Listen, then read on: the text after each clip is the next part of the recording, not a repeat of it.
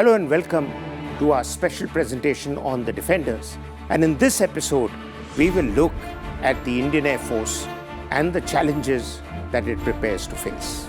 Seeing rapid technological change, scaling greater heights, and preparing for every challenge in the future once it takes to its wings. All this in the next 30 minutes in this episode.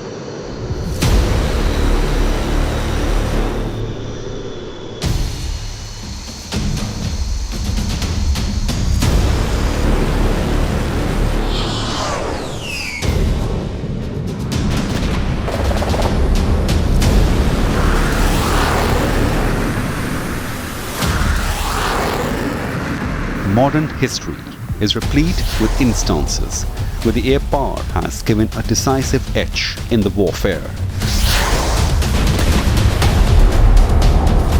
Because beyond a tactic or the strategy, it's the force multiplier which wins us a war. As the conventional arm of our defense forces, the army safeguards the borders and the navy a long coastline.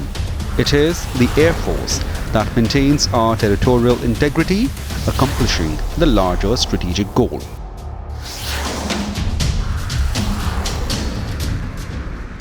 Since independence, the Indian Air Force has played extremely crucial role in Indo-Pakistan wars of 1965 and 1971.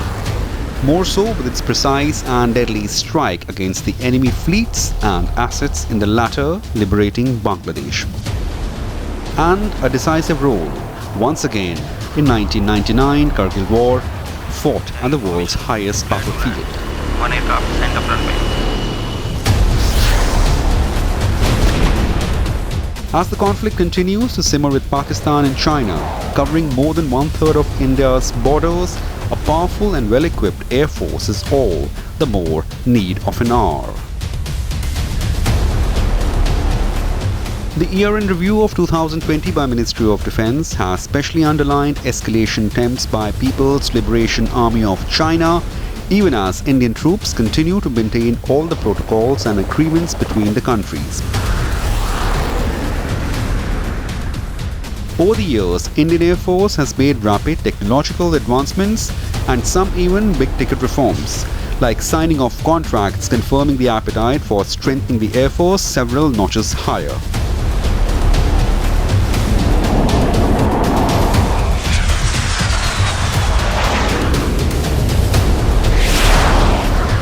From Chinooks to Apaches, last 2 years have seen critical inductions, but the most talked about has been Rafale, the modern machine built as a game changer in any warfare.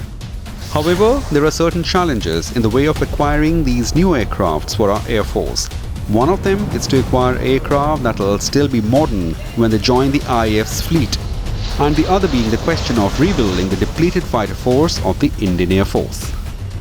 The IAF has lost a quarter of its fighter squadron of MiGs in the last decade, not because of pilot error, but as many of them purely because these aircraft of 1960s vintage had done their time. Counting the retirement of fighter squadrons and obsolescences, a challenge for the IAF leadership is to keep most of its fleet battle-worthy while still ensuring that the training of its pilot is done along the conduct of required strategic and tactical reconnaissance flights. The reason why Indian Air Force needs to induct more fighter aircrafts, and quickly so, to achieve the approved level of 42 squadrons.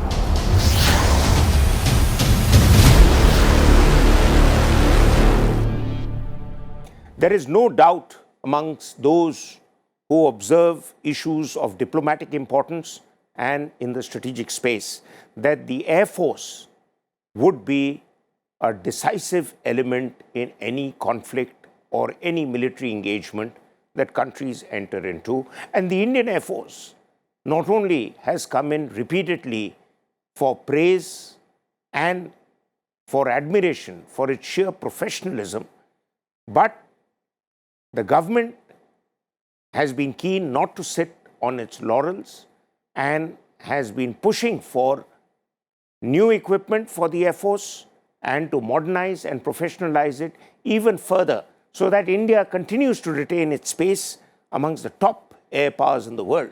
And we have two former air marshals from the Indian Air Force who have moved on to the academic world, who have established for themselves a very important and eminent place in the air power studies genre. And we have with us Air Marshal Dheeraj Kukreja, who was former AOC-in-C in the Air Force before his retirement, and after retirement has been associated most recently as a distinguished fellow for the Center for Air Power Studies. And we have the well-known Air Marshal Kapil Kak, who has been one of the founders of the Center for Air Power Studies, continues to be a distinguished fellow with them, and continues to write and comment extensively, not just in India, but the world over, on matters related with Indian security and air power. So, Air Marshal Kak, sir, I'll ask my first question to you, which is to say that the IAF's modernization drive has led to many to say that we are now moving fast but a bit late off the mark, considering the fact that for years we had heard that the IAF had a depleting squadron strength. But the IAF itself, to my mind, was caught up in a debate whether squadron strength is what we need or force multipliers is what we need. And buying the Rafale is an example to illustrate my point. Your views, sir. No, you're right. There has been a debate within the IAF on this issue of numbers versus force multipliers, or both numbers and force multipliers. But force multipliers are not a substitute for force. We need to understand that. You need that force to apply in a specific strategic context or operational level or tactical level. But why apply it? Because you have to achieve certain political and strategic objectives which the government and the political leadership wants this force to achieve. And there are many examples you talked about. You're very kind and generous in praising the Air Force. But with your permission, Maroof, if I can raise one or two, I won't take too long, one or two fundamental questions. To start with, a very provocative, perhaps even perverse point: do you need an Air Force? Let's answer that first. Of course. Let us assume that we say, yes, we need an Air Force. If we need an Air Force, which we've had for nearly 75 years more, then what are its roles and missions? What are the capabilities that are sought to be created to perform those roles and missions? And in that direction, what do you need the Air Force for? I believe India is at a stage where it's not just knocking to be a great power, it's going to be a great power, whether 10 years, 15 or 20 years. So when you look at a 20-year time frame and re-equipment, getting the stuff in, and then checking out the doctrinal aspects on where you apply this and how, then the force multipliers and numbers will have their own. Thank you. I think you've set the stage and given out the entire sort of big picture under this umbrella and how we need to move forward. And Air Marshal Kukreja, sir, so therefore, in a way, you might be limited with your answer within the umbrella, or you might like to go a little further. But I want to sort of keep for a moment to Air Marshal Kapil Kak's line, and I want to ask you that, suddenly I have seen in the last few years the government going beyond the expectation of at least some of its hardened critics in coming out with orders or instructions for moving fast on acquisition. Most recently, I have found that the CCS recently cleared an 11,000 crore package for the DRDO to develop new early warning airborne systems. Then again, there was another approval by the government which went beyond this, which was a $3 billion deal for acquiring the C-295 MW transport aircraft, and 56 of them. And then you have another set of initiatives where the government is not stopping only with the Rafale purchases, but looking at the enhancing the capabilities of the India-made Tejas into a very effective multi-role medium-sized aircraft. So the fact is, and I think the credit goes to the Air Force leadership, to project the case for the Air Force in the right way to the government and inform them that while Air Marshal Kark has rightly brought out the debate about the squadron numbers, but you also need other equipment to go beyond purely fighter squadrons. Your view, sir?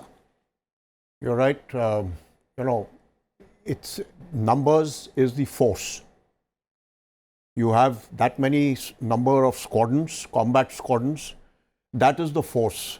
But then you got to have a force like was brought out by Marshal Kark, that air power is very technologically intensive force, extremely technological.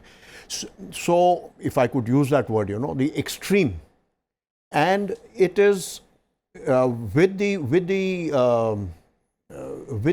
force that you have, we need to have the capabilities. So the capabilities that are required in all types of the fleets that we have, whether it's a fighter fleet or the transport fleet or the helicopter fleet, it has to have that capability. Today we have, luckily for ourselves, we've got the Rafale, which is considered the ultimate. And I was just recently reading that the 36th aircraft, which is going to be delivered beginning of next year, would have India-specific India-specific. It would be India-specific. Yes. All the requirements that have been put forward by the Air Force would have been put into it and introduced, and so it would be a little different from the 35 delivered earlier. You talked about the early warning package that has been cleared by the CCS.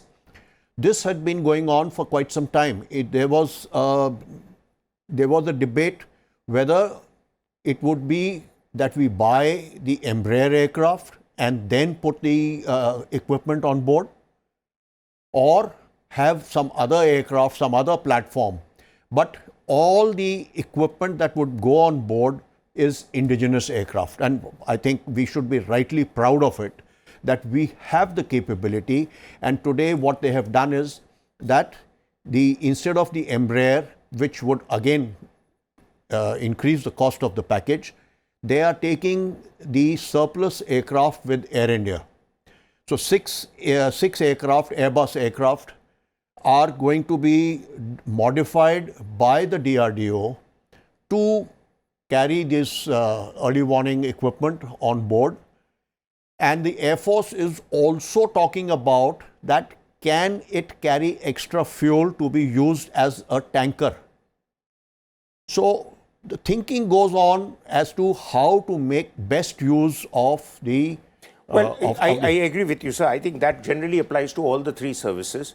But Air Marshal Kark, I want to sort of take your view on another important aspect, and that is, see, the Air Force has been upgrading a lot of its equipment, and now it is said that the Air Force, with its fleet of Jaguars, MiG-29s, even the Mirage and the Sukhois, and the Jaguar is going in for an upgraded Honeywell engine, and with the air-to-air missile capabilities, air-to-ground missile capabilities, the Air Force is extremely potent, makes me feel very comfortable that our ability to respond to the threat of China, and some people have compared that the Indian Air Force, despite China boasting of the J-17, the J-20s and the J-11 Su-27s and other fighters, the Indian Air Force is pretty much capable of handling the Chinese. The issue in front of me is, can the Indian Air Force respond effectively to a two-front threat? Yeah, that is a very provocative question.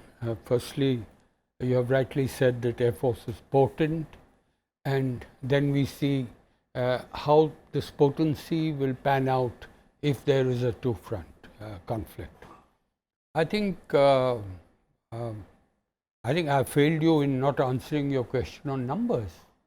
You had raised the question of numbers and linked it up with Atmanirbhar. If with your permission, if I comment briefly on the two, then you will come to the potency part. Only briefly, sir. Very briefly. One, the numbers is basically from 1990 onwards, the rate of phasing out of MiG-21 did not match the rate of replacements for those phase outs. No, fact. Third, the Air Force was fully committed for the last 30 years for the LCA Tejas, and that is the good news. The bad news is that the Tejas did not meet up its requirements of timelines. It met the requirements of operational needs, ASR, whatever was required to be fitted. So we are somewhere there on that number crunch. On the re-equipment, which is frankly the title of your presentation today, I think the good news is that indigenous industry as part of Atmanirbhar has delivered. Now let me share this with your viewers because this is important for them to know. LCA Mark 1, 20 in the initial operational clearance means only rudimentary aspects, and 20 in the fully operational clearance with the refuelability capability in the air. Those are by and large on track. Where we have a problem, and we need to recognize this problem, I'm sure government is aware of it, that we have, you referred obliquely to it, we have placed an order for 83 LCA Mark 1A, which is going to be the LCA which will fight wars in the years ahead. It's going to come in it'll do the first flight in 2023, and my deep analysis of the various problems we've had in the past, the current capability and what the future beckons, it'll take 10 years after 2023 to get the LCA Mark 1. Mark 2, we have been told only yesterday by the HAL and the ADA that Mark 2 is going to be on the design board. It's a twin engine, possibly with a GE 414 engine, which is better than the 404, which equips the IOC and FOC and Mark 1A. So you've made your multiple points, and the most important being the last one. With your sense of understanding and authority, if you say we need to import, we shouldn't, my personal view is, we shouldn't continue to limit ourselves to only make in India, because on a timeline graph, a combination of make in India and buy for India is the answer. But Air Marshal Kukreja, sir, now Air Marshal Kak raised a very important point, and that is about geostrategic issues. And in the geostrategic template, as we look at the map of not South Asia, but Southern Asia, where I have believed for decades that that is our area of interest, if not influence, just like in the high seas from the coasts of Africa to the Straits of Malacca are our area of interest, at least to begin with, because let's not try and look at ourselves engaging adversaries beyond that. But in all that, there is an air base we've had in Tajikistan. Yes. And it is a very less known fact in the public domain. And the Air Force has initially set that up, but in more recent years, even decided to put in C-17s, C-130s, as well as the possibility remains of air-to-air refueling and fighters being placed there in a worst-case scenario, but I don't think that's being talked about now. What do you see the base doing in the event of an escalation of the military problems in Afghanistan? And I'm not talking purely of combat.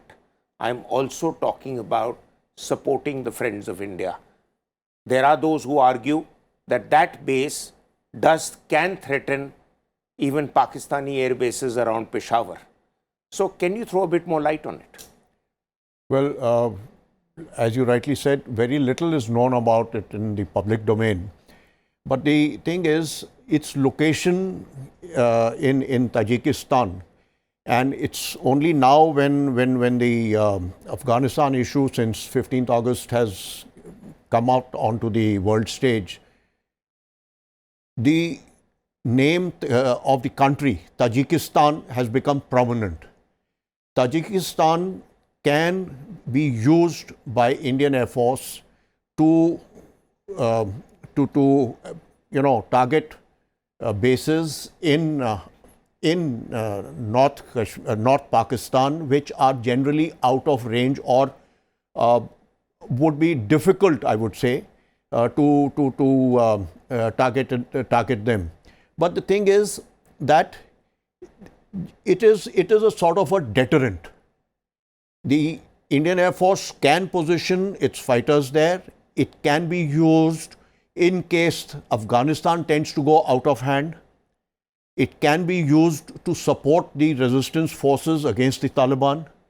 It can be used against the northern reaches of POK.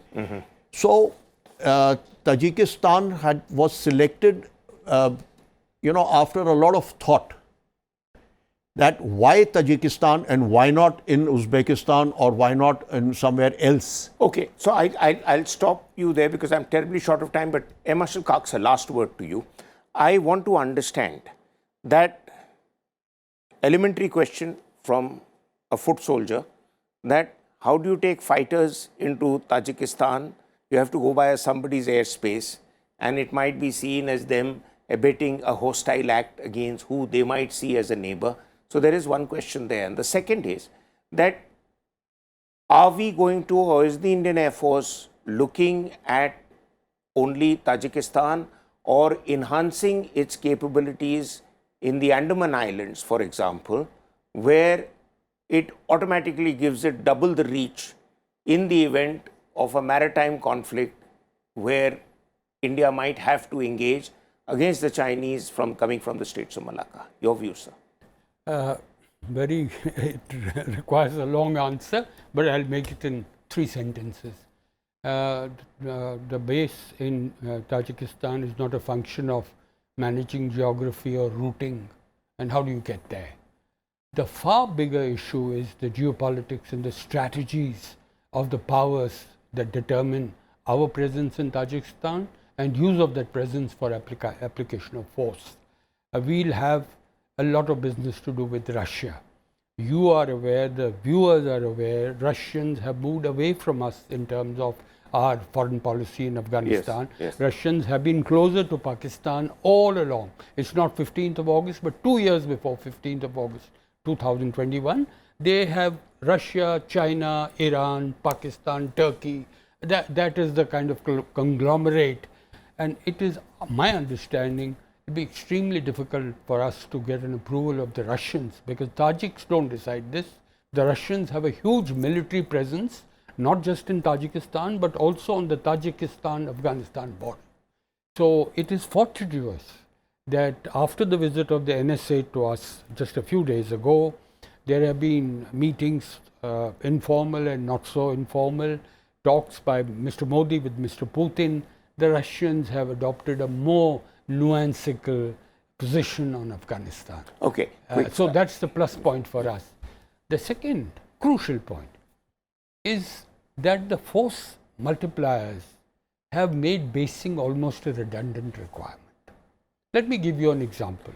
A Sukhoi 30 on its own can do 50% of the Indian Ocean. Give the Sukhoi 30 a drink up in the air, meaning refueling, it will do the entire Indian Ocean. Now, if you see 272 Sukhoi 30s in the Indian Ocean, you know what I'm talking about. Okay. So basing is not such a crucial need, but it is the geopolitics and the strategies around those basing policy which we have to take into mind. But I think the last line, I won't take more than 15-20 seconds. Let's look 30 years ahead. We have to look at what's termed intelligentization, which the Chinese are doing, which is artificial intelligence enabled platforms, which is manned aircraft combined with unmanned combat aerial vehicles, hypersonic vehicles. Now this is what we have to prepare for, to answer your basic question about strategic neighborhood. You can't operate in that strategic neighborhood with 1971 template. The Chinese have changed the template. It's not just J-17. Understood. It's J-20. Yes. It is J-21. It is the hypersonic weapons they are delivering. It's the intelligence, artificial intelligence enabled capabilities that Okay, so I know it charges you up, and it was more like 150 seconds and not 15 seconds. But the bottom line is Thanks that for being generous.